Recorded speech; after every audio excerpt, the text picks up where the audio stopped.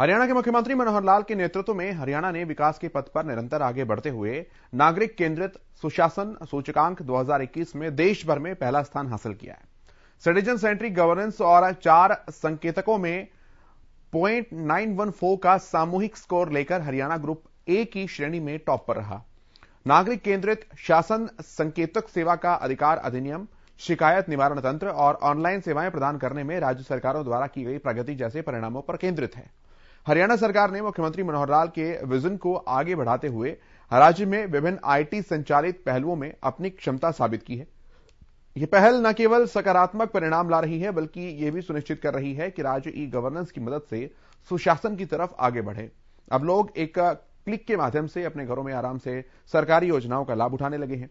मुख्यमंत्री मनोहर लाल ने इन उपलब्धियों के लिए प्रदेश के लोगों को बधाई देते हुए कहा है कि राज्य में ऐसी व्यवस्था विकसित की गई है जिसके तहत लोगों को अपना काम करवाने के लिए मुख्यालय या जिला कार्यालयों के चक्कर नहीं काटने पड़े।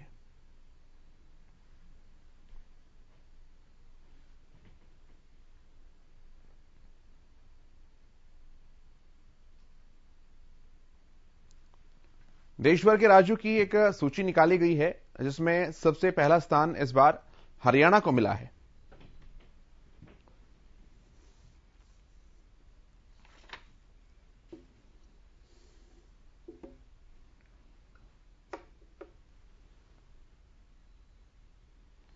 लोग अपने जो सरकारी योजनाएं हैं उनका लाभ अपने नजदीकी सामुदायिक केंद्र पर उठा सकते हैं या फिर ऑनलाइन माध्यम से भी अपने घर बैठे वो तमाम उन सुविधाओं का लाभ उठा सकते हैं जो इस श्रेणी में आती हैं।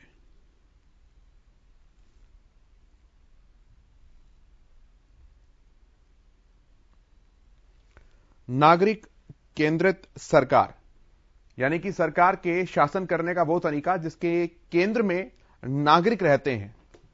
ऐसी चीजों की जब सूची बनाई गई, देश भर के अलग अलग राज्यों को जब इस श्रेणी में रखा गया तो उसमें सबसे पहला जो है हरियाणा का स्थान प्राप्त हुआ है।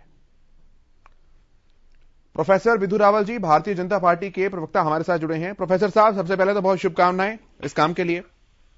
बहुत बहुत धन्यवाद। आपको शुभकामना और सभी हरियाणा वासियों को शुभकामना, जिनके प्रयास से, जिनकी भागीदारी के साथ ये संभव हो पाया। जी,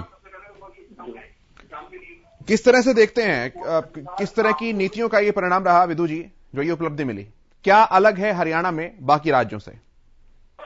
हरियाणा के अंदर 2014 में एक जनहित की, जन कल्याण की एक सरकार बनी, हरियाणा वासियों ने बनाई। उसके बाद निरंतर गरीब कल्याण के लिए काम निरंतर होते रहे।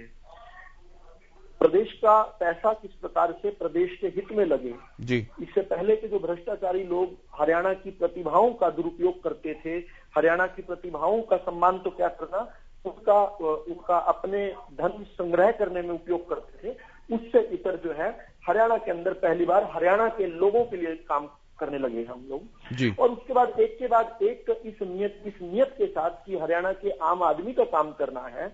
और मनोहर लाल जी जब मुख्यमंत्री बने तो उससे पहले उन्होंने जो काम करते थे वो अंत्योदय का काम करते थे। अंतिम व्यक्ति जो लाइन में खड़ा है उसके लिए किस प्रकार काम किया जाए तो पूरी की पूरी लाइन के लिए काम हो जाता है, इससे उन्हें महारत हासिल की। तभी एक के बाद एक हमने जो भी योजनाएं ली वो पूरे देश के लिए उदाहरण प्रस्तुत कर पाई और बहुत सारी हमारी योजनाओं का अनुकरण जो है एक के बाद एक प्रांतों ने किया। मसलन हमारी जो ऑनलाइन ट्रांसफर पॉलिसी है वो सबसे पहले हरियाणा ने शुरू की और उसके बाद आज 17 राज्य जो है उसका अनुकरण कर रहे हैं। उत्तर प्रदेश, आंध्र प्रदेश, तेलंगाना, महाराष्ट्र, बहुत सारे प्रदेश कर रहे हैं। हमने पढ़ी लिखी पंचायतों की जो बात की, एक बहुत ब्रेव फैसला था। हमने कहा कि अगर ग्रामीण क्षेत्रों के अंदर ग्रामीण प्रतिभाओं का ठीक उपयोग करना है तो उसके लिए उनको एक आदर्शवादी नेतृत्व देना पड़ेगा। साफ सुथरी पंचायतें जिसमें पंचायतों के प्रतिनिधि जो हैं वो डिफॉल्टर ना हो, ना बिजली के डिफॉल्टर हो, ना लोन के डिफॉल्टर हो, ना किसी और प्रकार के उनके क्रिमिनल केसेस हो। ऐसा हमने एक बिल लेकर आए जिसका बहुत विरोध भी किया विपक्षी लोगों ने, लेकिन वो अब जो है विपक्षियों को भी अपनाना पड़ा अपने अपने प्रांतों में। जी जी। हम जिस प्रकार से बिना खर्ची और बिना पर्ची के हरियाणा के अंदर एक ऐसा सिस्टम बना पाए जिसके आधार पर हम 84,000 से अधिक नौकरियां दे चुके हैं। ठीक है। और अगले 1-1.5 महीने में 20,000 और देने वाले हैं जी। ये पूरे हरियाणा के अंदर तो ये अपने आप में एक आश्चर्यजनक चीज इसलिए थी क्योंकि लोग मान चुके थे कि बिना पर्ची और बिना खर्ची के उनकी नौकरियां नहीं लग सकती, लेकिन जब गरीब के यहाँ पर नौकरियां लगने लगी तो उत्साह बना हरियाणा के युवा का और गांव-गांव का युवा जो है। ठीक है सर, बहुत धन्यवाद प्रोफेसर विधु रावल जी हमारे साथ जुड़ने के लिए, बहुत धन्यवाद आपका।